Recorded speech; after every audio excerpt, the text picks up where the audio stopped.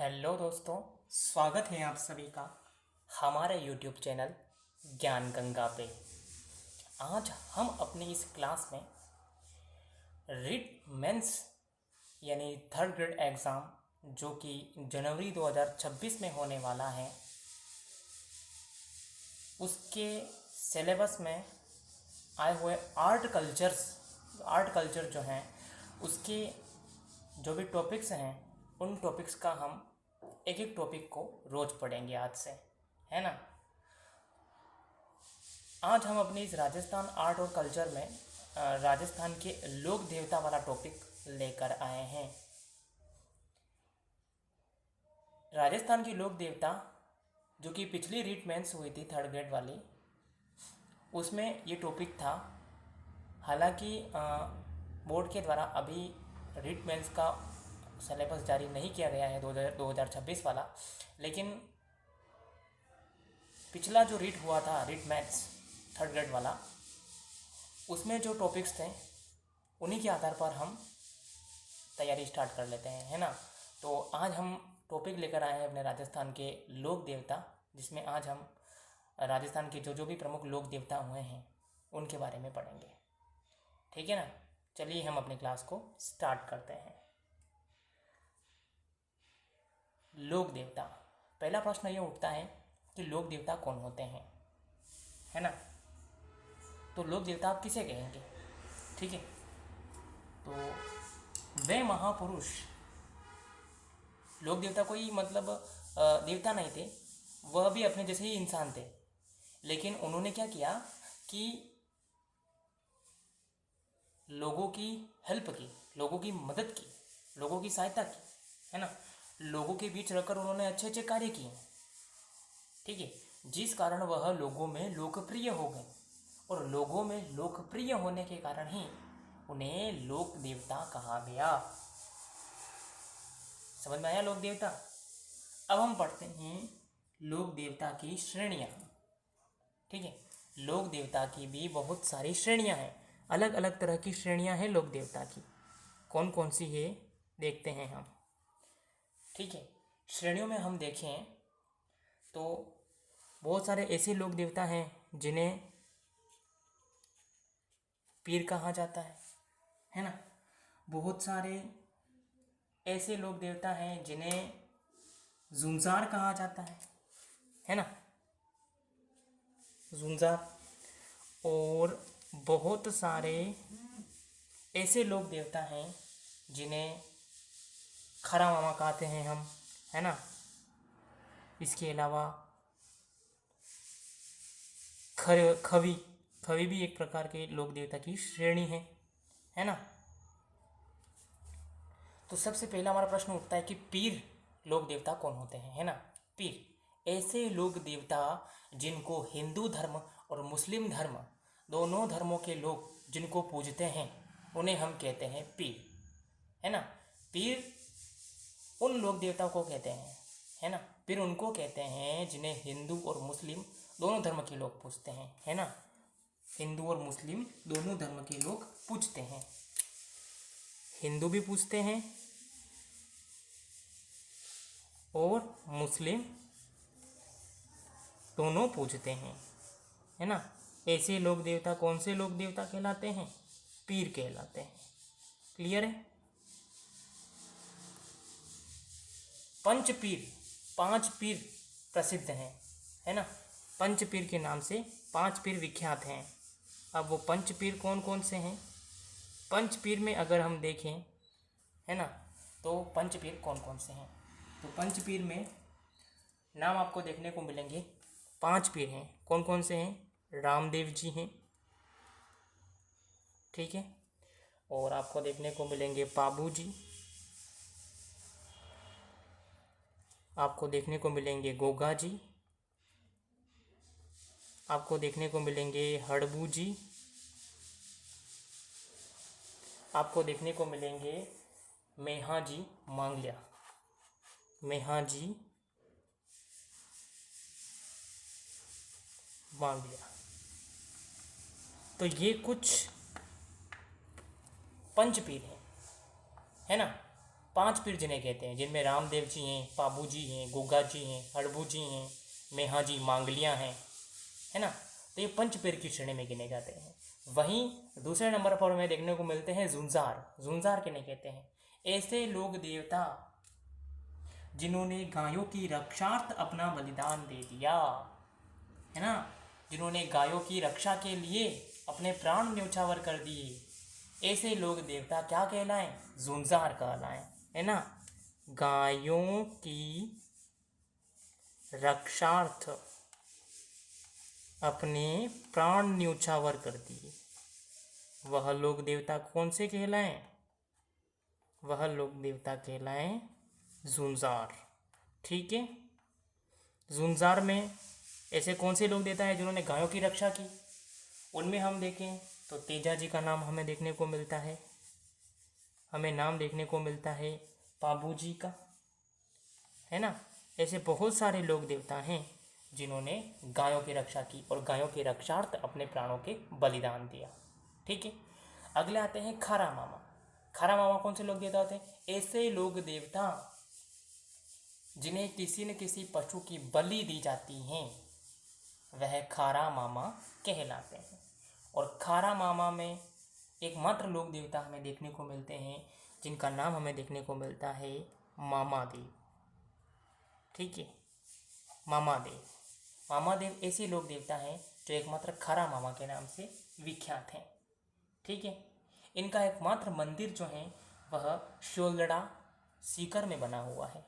एकमात्र मंदिर है इनका मामादेव का राजस्थान में, और वो मंदिर जो है वह आपको देखने को मिलेगा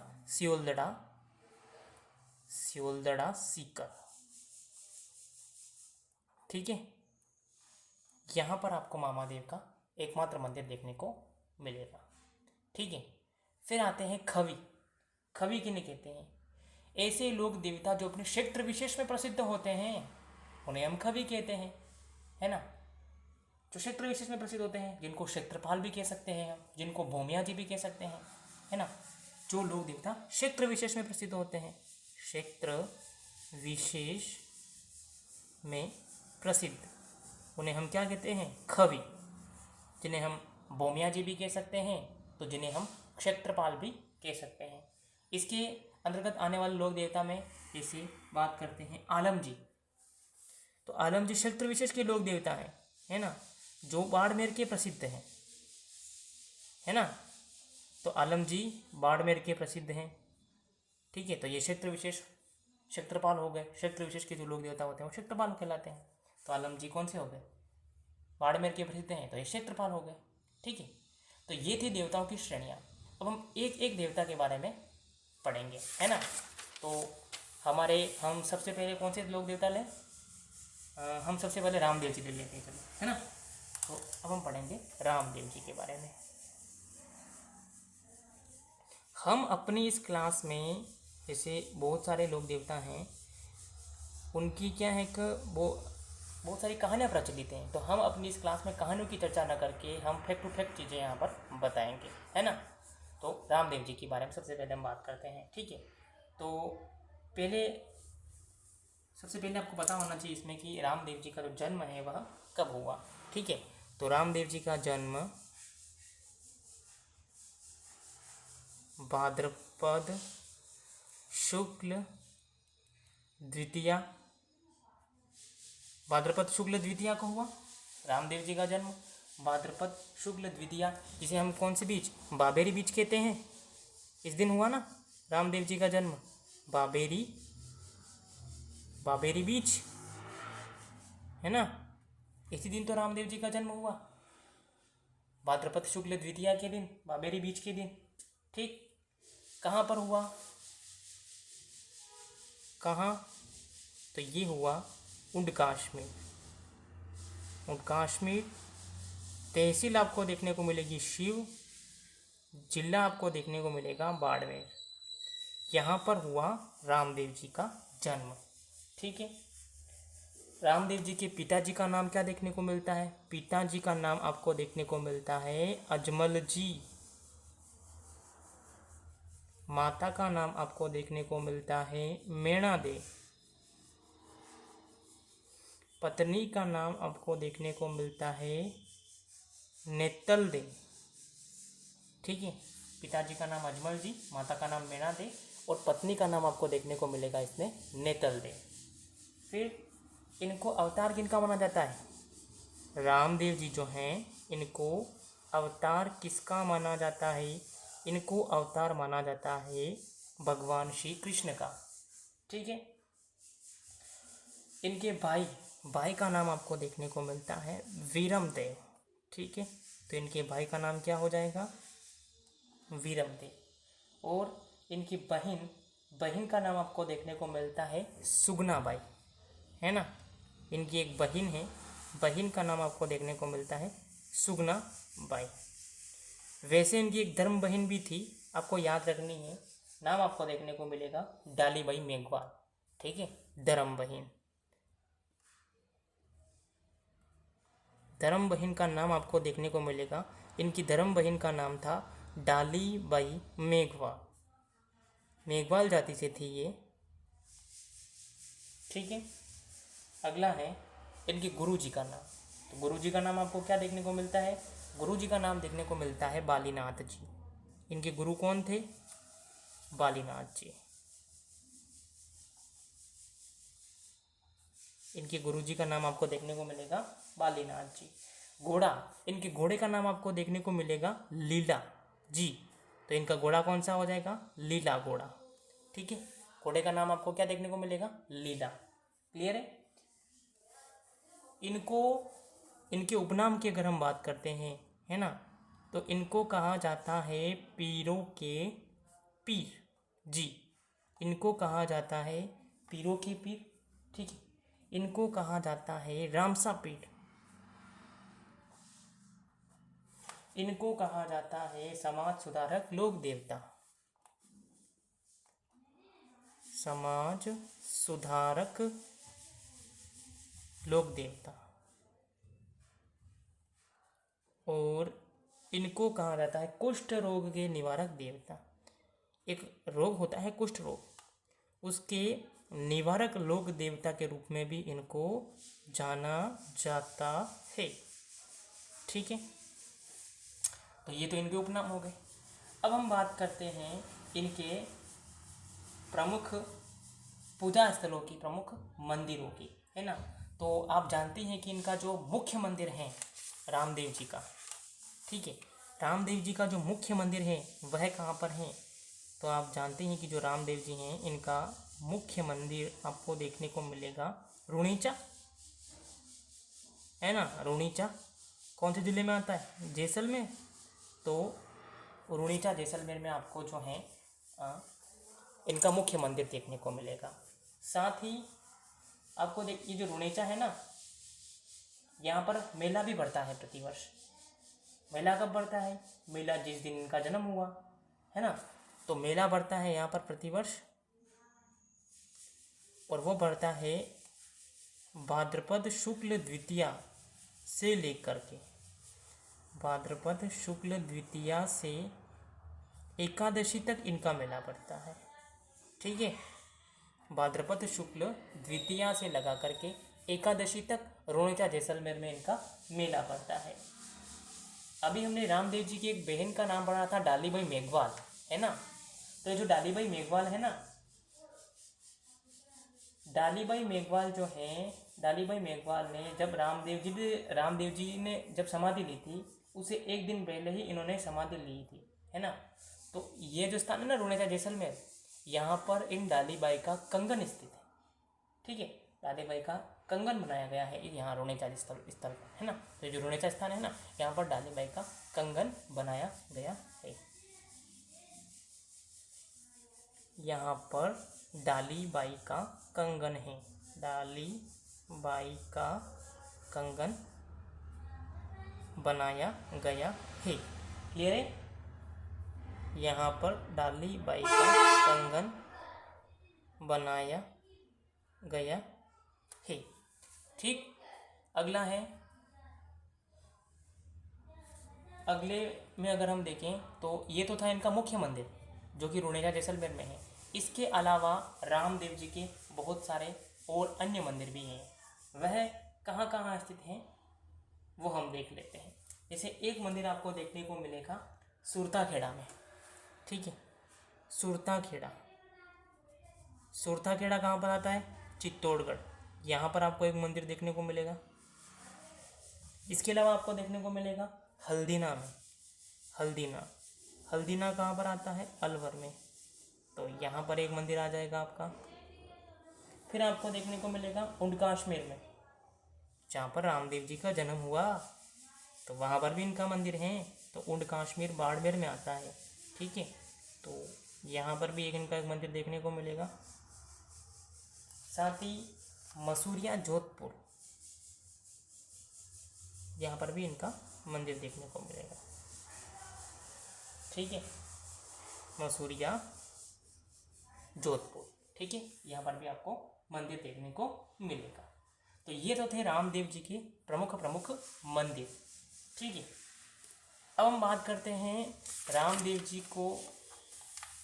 क्यों प्रसिद्ध हैं, क्यों इनका इतना बखान किया जाता है, क्यों इनको हम पढ़ते हैं, है ना। इनको हम इसलिए पढ़ते हैं क्योंकि इन्होंने समाज सुधार के लिए बहुत सारे कार्य किए, है ना। इन्होंने समाज सुधार के लिए बहुत सारे कार्य किए, इन्होंने लोगों की मदद की, इन्होंने लोगों की रक्षा की, ठीक है। तो इनके लिए भी इनको पूछा जाता है। तो एक आंदोलन है, आंदोलन का नाम आपको देखने को मिलेगा शुद्धि आंदोलन। शुद्धि आंदोलन के कारण भी यह चर्चा में रहे, है ना।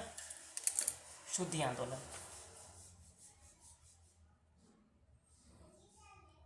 शुद्धि आंदोलन, ठीक है। तो जो शुद्धि आंदोलन है ना, धर्म परिवर्तित लोगों को मूल धर्म में लाने का एक आंदोलन। कौन सा आंदोलन कहलाया? शुद्धि आंदोलन। इस आंदोलन के कारण ही रामदेव जी प्रसिद्ध हुए, है ना। शुद्धि आंदोलन, शुद्धि आंदोलन का मतलब होता है कि जिन्होंने अपना मूल धर्म छोड़ दिया है, जिन लोगों ने अपना धर्म परिवर्तित कर लिया है, उन लोगों को मूल धर्म में लाना।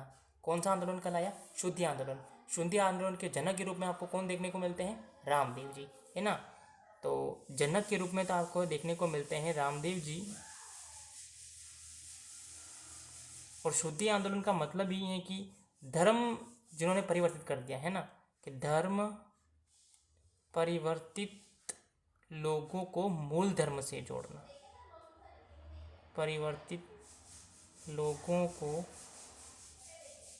मूल धर्म से जोड़ना क्या कहलाता है? शुद्धि आंदोलन, ठीक है। फिर और इनको पुकारने का कारण क्या है? इन्होंने कामड़िया पंथ की स्थापना की। जी, रामदेव जी ने कामड़िया पंथ की स्थापना की। कामड़िया पंथ की स्थापना, कामड़िया पंथ की स्थापना के कारण भी इनको पूजा जाता है ना। इसके अलावा इन्होंने बहुत सारे चमत्कार भी किए, है ना। इन्होंने बहुत सारे चमत्कार भी किए। वैसे इनके हम देखें तो 2 चमत्कार या इनके 2 पर्चे प्रसिद्ध हैं। कौन कौन से? वही एक भजन आता है ना, भजन में कहा गया है कि इन्होंने अपना प्रथम चमत्कार तो किसको दिखाया? अपनी माता मीणा दे को बताया, है ना। तो इनका प्रथम चमत्कार जो है वह इन्होंने किसको बताया? माता मीणा दे। प्रथम चमत्कार इन्होंने बताया माता मीणा दे को, ठीक है। प्रथम चमत्कार इन्होंने किसको बताया? माता मीणा दे को बताया, ठीक है। और सबसे बड़ा चमत्कार जो है ना, रामदेव जी ने सबसे बड़ा चमत्कार बताया किसको? मक्का के पीरों को, ठीक है। मक्का के पीरों को सबसे बड़ा चमत्कार इन्होंने बताया। किस स्थान पर? स्थान है पंचपीपली बाड़मेर। पंचपीपली बाड़मेर नामक स्थान पर इन्होंने मक्का के पीरों को अपना सबसे बड़ा चमत्कार बताया, ठीक है। पंचपीपली बाड़मेर, क्लियर है?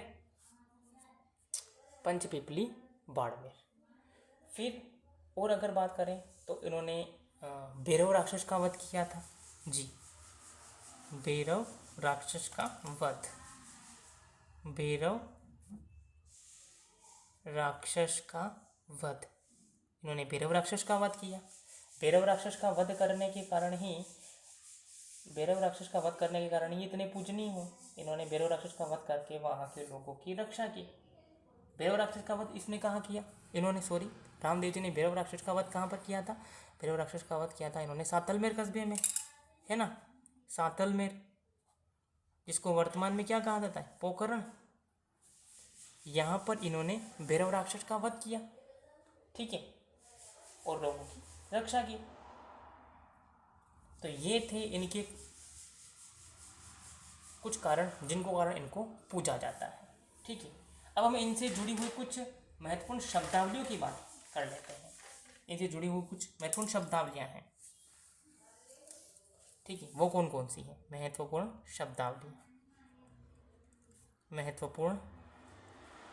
शब्दावलियां कौन कौन सी हैं वो देख लेते हैं। जिसमें आपको एक देखने को मिलेगी जम्मा।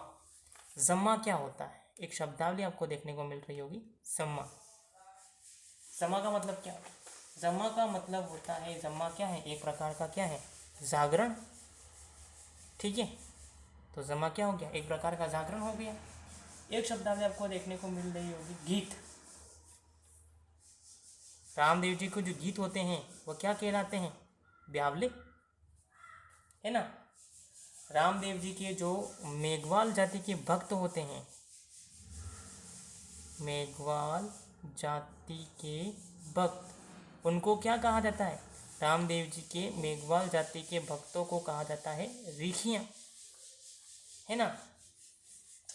रामदेव जी की कसम क्या कहलाती है? रामदेव जी की कसम, कसम को क्या कहते हैं? रामदेव जी की कसम को हम कहते हैं आण, रामदेव जी की आण। वहीं अगर बात करते हैं रामदेव जी की जो पैदल यात्री होते हैं उनको क्या कहा जाता है? जातरू। तो रामदेव जी के पैदल यात्री क्या हो जाते हैं? जातरू। वहीं अगर हम बात करते हैं रामदेव जी की जो पद चिन्ह हैं, रामदेव जी के पद चिन्ह, रामदेव जी की पद चिन्ह क्या कहलाते हैं? रामदेव जी की पद चिन्ह कहलाते हैं पगड़िया, ठीक है। और रामदेव जी की जो ध्वजा है, रामदेव जी की ध्वजा वह क्या कहलाती है? रामदेव जी की ध्वजा कहलाती है नैजा, या जिसे हम कह सकते हैं पंचरंगी। तो ये रामदेव जी की ध्वजा हो गई, है ना। रामदेव जी के मंदिर में चढ़ाए जाने वाले जो घोड़े हैं, है ना, उनको क्या कहते हैं? चढ़ाए जाने वाले कपड़े के घोड़े होते हैं एक प्रकार के, ये, है ना। तो इनको क्या कहा जाता है? कपड़े के घोड़े। इनको कहा जाता है घोड़ले। इनको क्या कहा जाता है? इनको कहा जाता है घोड़ले, ठीक है। रामदेव जी की जयकारे जो हैं ये क्या कहलाते हैं? रामदेव जी के जयकारे, रामदेव जी के जयकारे कहलाते हैं बादली, ठीक है। रामदेव जी का प्रिय वृक्ष कौन सा है? कदम्ब। रामदेव जी का प्रिय वृक्ष आपको देखने को मिलेगा कदम्ब। तो रामदेव जी का प्रिय वृक्ष कौन सा हो गया? कदम्ब। रामदेव जी का छोटा मंदिर क्या कहलाता है? थान। रामदेव जी का छोटा मंदिर कहलाता है थान, क्लियर है। और अगर हम बात करते हैं तो रामदेव जी से संबंधित कुछ ग्रंथ हैं, है ना, वो कौन कौन से हैं उनकी हम बात कर लेते हैं। रामदेव जी से संबंधित प्रमुख ग्रंथों की अगर हम बात करें, रामदेव जी से संबंधित प्रमुख ग्रंथ कौन कौन से हैं उनकी अगर हम बात करते हैं तो ग्रंथों में आपको देखने को मिल रहे होंगे भादवारी महिमा है, भादवारी महिमा, आगम पुराण, गौ पुराण, आगम पुराण, आगम पुराण आपको देखने को मिल रही होगी। गौ पुराण, 24 वाणियाँ, ये भी एक प्रकार का इनका ग्रंथ है। तो ये कुछ रामदेव से रिलेटेड ग्रंथ हैं। ठीक है, आगे हम बात करें तो रामदेव जी की आराधना में एक हमने पंथ पढ़ा था अभी, कांवड़िया पंथ। तो कांवड़िया पंथ की महिलाएं रामदेव जी की आराधना में जो नृत्य करती है, उस नृत्य को हम कौन सा नृत्य कहते हैं? 13 ताली नृत्य कहते हैं। 13 ताली नृत्य रामदेव जी की आराधना में किया जाने वाला नृत्य। रामदेव जी की आराधना में किया जाने वाला नृत्य कौन सा नृत्य है? 13 ताली नृत्य। रामदेव जी की आराधना में किया जाने वाला नृत्य, नृत्य का नाम आपको देखने को मिलेगा 13 ताली नृत्य। ये जो नृत्य हैं वो कौन सी जाति की महिलाएं करती है? कांवड़िया पंथ से। कौन से पंथ की महिलाएं? कांवड़िया पंथ की महिलाएं जो हैं करती है। क्लियर है? तो ये जो नृत्य हैं वो कौन से पंथ की महिलाएं करती हैं? कांवड़िया पंथ की महिलाएं। क्लियर है? तो ये हो गए आपके रामदेव जी कम। अब हम रामदेव जी के बारे में दूसरे लोक देवता में गोगा जी को देख लेते हैं। चलिए, है ना, हम गोगा जी को देख लेते हैं दूसरे लोक देवता के रूप में। गोगा जी, गोगा जी के बारे में तो आपने सुना ही होगा। गोगा जी के बारे में तो एक कहावत भी प्रचलित है कि गांव गांव खेगड़ी, गांव गांव गोगा।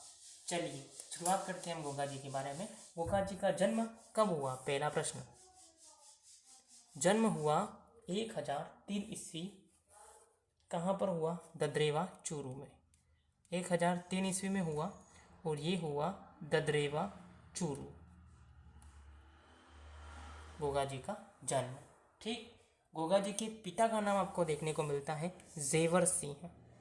पिताजी का नाम आपको देखने को मिलता है जेवर सिंह। ठीक है, माता का नाम आपको देखने को मिलता है बाछल दे। गोगा जी की माता का नाम आपको देखने को मिलता है बाछल दे। ठीक है, गोगा जी की पत्नी, आपको यहाँ पर गोगा जी की 2 पत्नियां देखने को मिलेगी। ठीक है, एक का नाम आपको देखने को मिलेगा सूरियल, या जिसे सूर्यल भी कहते हैं। ठीक है, एक का नाम आपको देखने को मिलेगा केलमदे। 2 पत्नियां थी गोगा जी की। ठीक है, अगला है पुत्र। गांधी जी के कितने पुत्र थे? गोगा जी के कितने पुत्र थे? गोगा जी के 47 तो पुत्र थे और 52 भतीजे थे। ठीक है, 52 भतीजे और 47 पुत्र आपको देखने को मिलेंगे। ठीक है, फिर गोगा जी के गुरु की अगर बात करते हैं तो गुरु का नाम आपको देखने को मिलता है गोरखनाथ जी।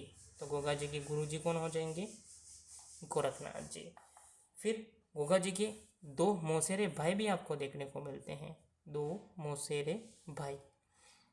और 2 मौसेरे भाई का नाम आपको देखने को मिलता है अर्जन और सर्जन। अर्जन और सर्जन। ठीक है, तो 2 मौसेरे भाई आपको यहाँ पर देखने को मिलेंगे। आपको गोगा जी की घोड़ी देखने को मिलेगी। घोड़ी का नाम आपको देखने को मिलेगा नीली घोड़ी। नीली घोड़ी। ठीक है, फिर बात करते हैं उपनाम। ठीक है, तो उपनाम तो गोगा जी को कहा जाता है जाहर पीर जी। गोगा जी को क्या कहा जाता है? जाहर पीर कहा जाता है। इनको गो रक्षक देवता कहा जाता है। ठीक है, गो रक्षक देवता भी कहा जाता है इनको। तो इनको सांपों के देवता कहा जाता है। सांपों के देवता इनको कहा जाता है। ये गोगा जी के कुछ उपनाम आपको देखने को मिलेंगे। ठीक है, इनको सांप के देवता क्यों कहा जाता है? जाहर पीर क्यों कहा जाता है? गोरक्षक क्यों कहा जाता है? हर एक उपनाम के संदर्भ में एक एक कहानी है ना। आगे हम बात करते हैं तो इनकी आपको एक पत्नी देखने को मिल रही होगी केलमदे। केलमदे के कारण ही इनको सांपों के देवता कहा जाता है। क्यों कहा जाता है? सुनिए, नागों के सबसे बड़े देवता थे तक्षक। ठीक है, तक्षक को पराजित कर रामदेव जी अपने मंगेतर केलमदेव को पुनर्जीवित करवाने के कारण ही गोगा जी को क्या कहा जाता है, सर्पों के देवता कहा जाता है। ठीक है, वहीं गोरक्षक देवता इसलिए कहा जाता है क्योंकि इन्होंने महमूद गजनवी से गायों की रक्षा की थी और गायों की रक्षा करते हुए इन्होंने अपने प्राण न्यौछावर कर दिए थे, इस कारण इनको गोरक्षक देवता कहा जाता है। ठीक है, अब हम गोगा जी के मुख्य मुख्य मंदिर कौन कौन से हैं उनकी बात कर लेते हैं। ठीक है, मुख्य मंदिर कहते हैं कि जब गोगा जी गायों की रक्षार्थ महमूद गजनवी से युद्ध कर रहे थे, है ना, तब गोगा जी ने अपने प्राण न्यौछावर कर दिए थे। और उसी दौरान जब गोगा जी का गर्दन कटी, है ना, तो गर्दन जिस जगह पर पड़ी उस जगह का नाम हो गया शीर्षमेढ़ी। ठीक है, उस जगह का नाम क्या हो गया, शीर्षमेढ़ी। शीर्षमेढ़ी देखने को मिलेगी आपको ददरेवा चूरू में। यानी कि यहाँ पर जो है गोगा जी जब गजनवी से युद्ध कर रहे थे तब यहाँ पर गोगा जी की क्या गिर गई, गर्दन। ठीक है, और गोगा जी का जो धड़ है ना, वह कहाँ गिरा, गोगा जी का जो धड़ है, देखिए यहाँ पर ये जो शीर्षमेढ़ी है, शीर्षमेढ़ी में तो गोगा जी का ये सिर गिर गया, है ना। बाकी एक स्थान आपको और देखने को मिलेगा इनके मंदिरों में, दूरमेढ़ी या गोगा मेढ़ी। यहाँ पर गोगा जी का जो बचा हुआ शव था वह यहाँ पर गिर गया, और ये जो है नोहर हनुमानगढ़ में है,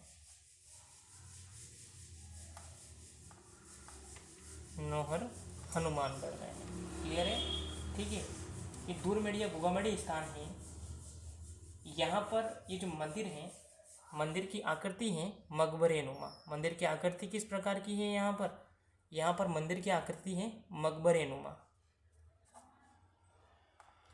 साथ ही यहाँ इस मंदिर का निर्माण किसने करवाया था, मंदिर का निर्माण कराया फिरोज शाह तुगलक ने। फिरोज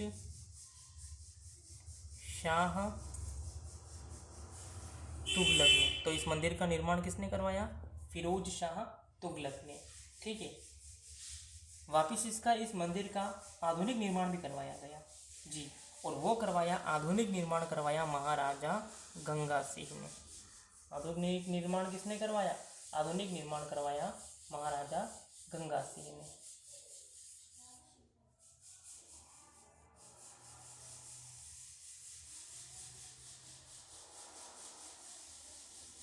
महाराजा गंगा सिंह ने। ये जो स्थान है दूरमेढ़ी, गोगामेढ़ी जिसे कहते हैं, यहाँ पर मेला भी बढ़ता है प्रतिवर्ष। कब बढ़ता है यहाँ पर मेला, यहाँ पर मेला बढ़ता है गोगा नवमी के दिन। तो बताओ गोगा नवमी कब मनाई जाती है, गोगा नवमी मनाई जाती है भाद्रपद महीने के कृष्ण पक्ष की जो नवमी होती है उसे हम कहते हैं गोगा नवमी। ठीक है, तो गोगा नवमी के दिन यहाँ पर ये जो स्थान है दूरमेढ़ी गोगामेढ़ी, यहाँ पर मेला बढ़ता है। क्लियर है, ठीक। आगे बात करते हैं तो एक स्थान आपको और देखने को मिलता है गोगा जी के संदर्भ में, गोगा जी की ओल्डी। ठीक है, गोगा जी की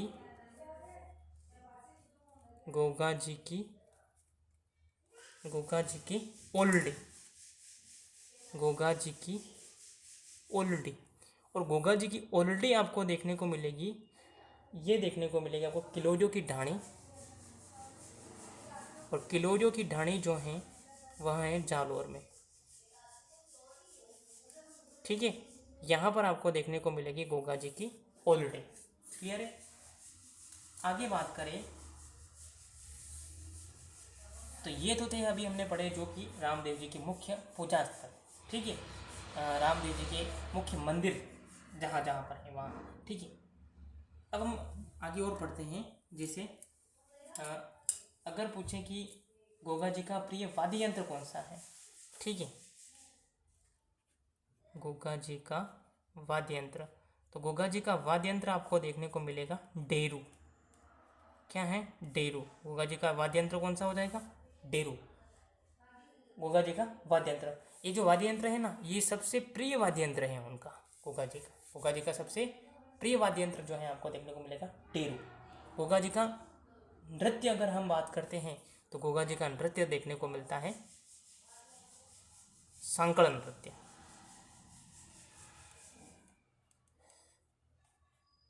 ठीक है, इसी के साथ अपने गोगा जी भी कंप्लीट। तो दोस्तों, आज हम अपनी इस क्लास में हमने क्या पढ़ा है ना, तो आज हमने अपनी इस क्लास में पढ़ा एक तो रामदेव जी के बारे में और एक गोगा जी के बारे में। ठीक है, आज हम ये जो अपनी क्लास है यहीं पर समाप्त करते हैं।